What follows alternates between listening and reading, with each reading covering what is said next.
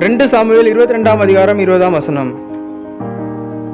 என்மேல் அவர் பிரியமாயிருந்தபடியால் விசாலமான இடத்திலே என்னை கொண்டு வந்து என்னை தப்புவித்தார்.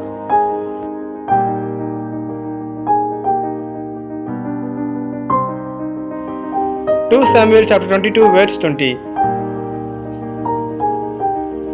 He brought me out into a spacious place. He rescued me because he delighted in me. Amen.